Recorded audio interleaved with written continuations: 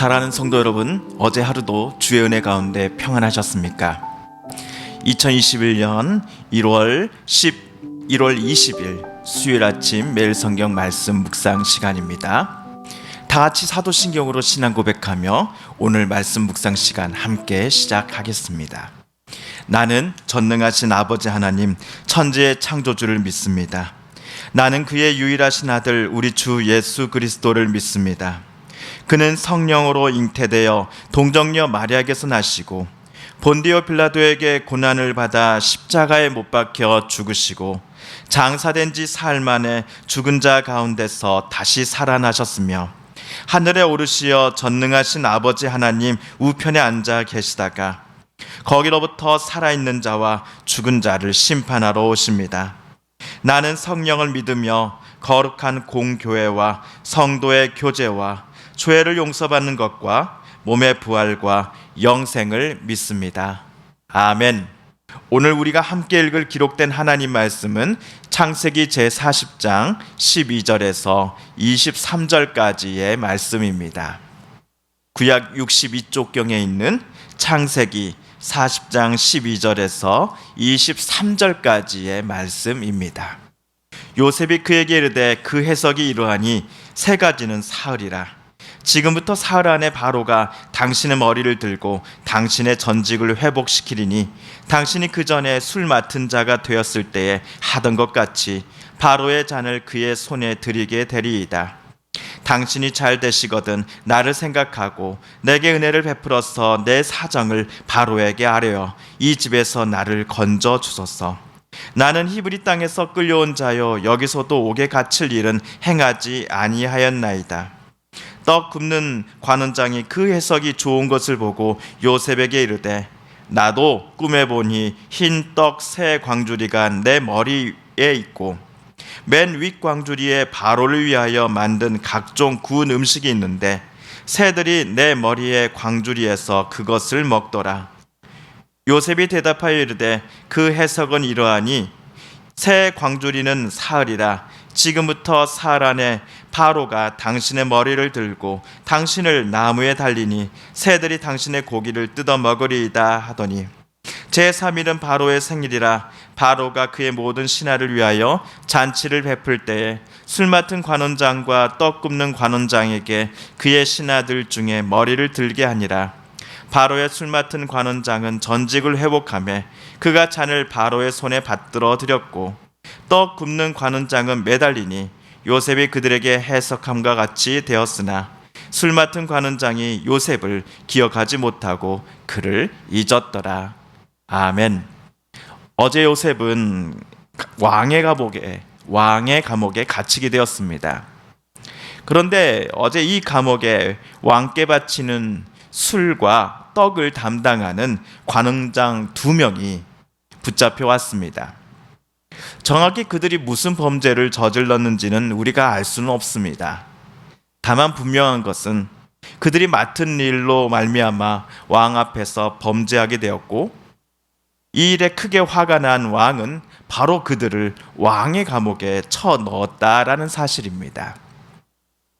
이처럼 요셉이 갇힌 감옥은 이집트에서 중범죄를 저지른 큰 죄수들만이 들어오는 곳이었습니다.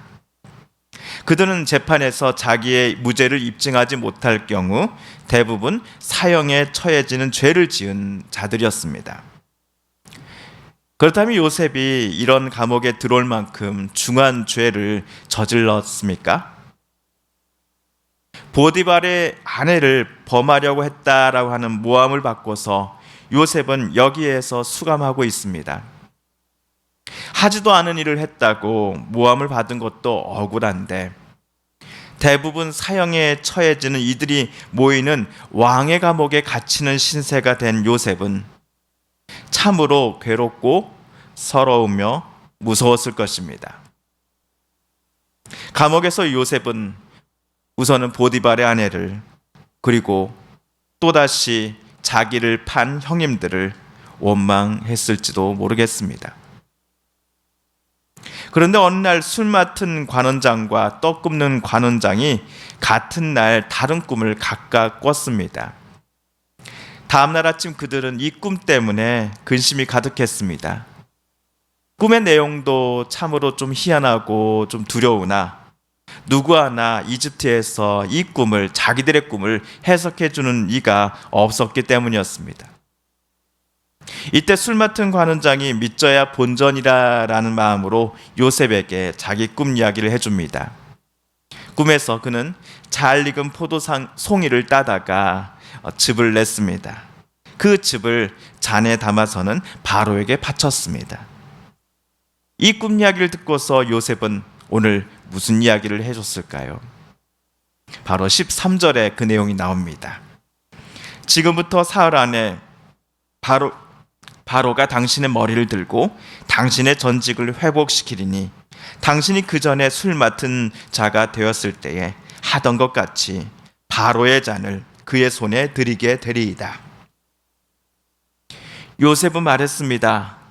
이 꿈에 의하면 3일 후에 파로아가 술 맡은 관원장 당신을 사면하여 복직시켜 줄 것입니다. 내 해석대로 당신이 정말 잘 된다면, 여기를 살아서 나가서 또 복직까지 된다 한다면 나 요셉을 기억해 주시어 내 사정을 파로에게 잘 말씀 좀 해 주십시오. 나는 히브리 땅에서 끌려온 사람이고 여기 왕의 감옥에 갇힐 만한 그런 죄를 행한 바가 전혀 없습니다. 이 두 사람이 말하고 있을 때 옆에서 떡 굽는 관원장이 흥미롭게 이들의 대화를 경청하고 있었습니다. 요셉의 말이 끝나자 이 떡 굽는 관원장도 역시 자기가 어제 꾼 꿈에 대해 요셉에게 말하기 시작했습니다. 꿈에서 그는 흰떡 새 광주리를 머리에 이고 있었지요. 광주리에는 바로를 위하여 만든 각종 음식들이 담겨져 있었습니다. 그런데 공중의 새들이 광주리에 있는 음식들을 다 먹어버린 겁니다. 이 꿈에 대한 요셉의 해몽을 듣기 전에 두 사람이 꾼 꿈에 공통점이 있습니다. 두 꿈 모두 숫자 3과 관련되어 있는 것들이 등장합니다. 술 맡은 이의 꿈에는 포도나무에 가지가 3개 뻗어나왔습니다. 그리고 떡 굽는 이의 꿈에는 바로를 위한 음식을 담은 광주리의 숫자가 3개였습니다. 자, 그렇다면 떡 굽는 관원장이 해준 꿈 이야기를 다 들었을 때에 오늘 요셉은 무슨 말을 해줬을까요? 꿈에 숫자 3이 연상되니 당신께서도 앞에 술 맡은 관원장처럼 3일 후에 이곳을 살아나가서 복직하게 될 것입니다 라고 말했을까요? 아닙니다. 안타깝게도 3일 후 당신은 파라오의 명령에 따라 나무에 매달려 죽게 될 것입니다 라고 요셉은 말하였습니다. 하지만 복직된다라는 해몽을 들은 술 관원장이나 불행한 미래를 들은 떡 굽는 이나 이 두 사람 모두 요셉의 말을 곧이곧대로 믿지 않았을 것입니다. 에이, 설마 저 청년 녀석이 말하는 말들이 실제로 이루어지겠어? 라고 생각하면서 말이죠. 아무튼 3일이 지났습니다. 그날은 파라오의 생일이었습니다. 파라오가 자기의 생일을 맞아서 모든 신하들을 위하여 잔치를 베풉니다. 이때 왕의 감옥에서 요셉과 같이 갇혀 있었던 술 맡은 관원장, 떡 굽는 관원장이 함께 불려나갑니다. 왕의 감옥에서 죄수가 자기 이름이 불려나간다는 것은 두 가지 중 하나일 것입니다. 무죄가 판명되어서 복직되거나 아니면 그대로 유죄가 확증되어서 사형에 처해지거나 둘 중 하나일 것입니다. 그런데 감옥에서 나오게 된 그날 술 맡은 관원장은 복직되었고 떡 굽는 관원장은 나무에 매달리는 처형을 당하고 맙니다. 요셉이 꿈 해몽해 준 것처럼 말입니다. 파로가 생일 잔치를 열기 3일 전 요셉은 술 맡은 관원장에게 간곡히 부탁했습니다. 제발 당신이 잘 되시는 날 나를 꼭 생각해 주셔야 합니다. 내가 해몽해 준 대로 당신께서 이 감옥에서 살아서 나가게 된다면 나에게 꼭 친절을 베푸셔야 됩니다. 나는 이곳에 갇힐 만한 그런 나쁜 일을 행하지 않았습니다. 그러나 술 맡은 관원장은 파로에게 아무 말도 하지 않았지요. 요셉 말처럼 복직되었음에도 술 맡은 이는 요셉을 자기 기억 속에서 2년 동안이나 완전히 지워버린 채 살았습니다. 그러다가 그의 마음에 요셉이라는 이름을 강하게 떠올릴 수밖에 없었던 일이 이집트 왕궁에서 발생합니다. 그제서야 술 맡은 관원장은 요셉의 안부를 걱정하기 시작했을 것입니다. 지난 2년 사이 혹시 요셉도 지난번 떡 굽는 관원장처럼 사형수가 되었던 것이 아닐까 하는 염려와 요셉이 말한 것을 지켜주지 못했다라고 하는 미안함이 술 관원장의 마음을 때리고 있는 중이었습니다. 하지만 다행히도 요셉은 살아 있었습니다. 파라오는 사람을 시켜서 빨리 요셉을 감옥에서 궁으로 데리고 오라고 명령합니다. 도대체 왕궁에는, 이집트 왕궁에는 무슨 일이 일어난 것일까요? 무슨 일 때문에 지난 2년이나 시간 동안 잊어버리고 살았던 요셉이라는 이름을 이 술 맡은 관원장은 다시 떠올리게 되었을까요? 그 이야기는 우리 목요일 내일 창세기 41장 본문에서 좀 더 자세히 살펴보도록 하겠습니다. 오늘 말씀 묵상을 마무리하기 앞서서 창세기 40장 8절을 제가 다시 한번 읽어보겠습니다. 그들이 그에게 이르되 우리가 꿈을 꾸었으나 이를 해석할 자가 없도다. 요셉이 그들에게 이르되 해석은 하나님께 있지 아니하니이까 청하건대 내게 이르소서. 요셉 당시 고대 이집트 사회에서 꿈은 신의 뜻을 인간이 깨닫는 중요한 수단으로서 여겨졌습니다. 그래서 전문적으로 꿈을 해석하는 사람들이 생겨났습니다. 아마도 이집트 전통 신들을 섬기고 예배하던 이집트의 그 종교 제사장들이 이 꿈 해몽을 담당했을 겁니다. 그런데 오늘 요셉과 함께 감옥에 갇혀 있었던 두 사람이 꿨던 꿈을 해석해 주는 사람이 당시의 이집트 사회에서는 아무도 없었던 것입니다. 그 해석을 듣고서도 해석해 줄 수 없었다라는 것이죠. 꿈의 내용을 알 수가 없으니 당사자들은 답답했고 찜찜했습니다. 그리고 두려웠습니다. 이때 요셉이 두 사람에게 해석은 하나님께 있지 않습니까? 청하건대 내게 이르십시오, 말하십시오 라고 권유하지요. 혹시 이 말을 여러분, 나 요셉이 바로 하나님입니다. 나 요셉이 어떤 꿈이라도 해석할 수 있는 능력을 가졌습니다 라는 의미로 그는 지금 말하고 있는 것일까요?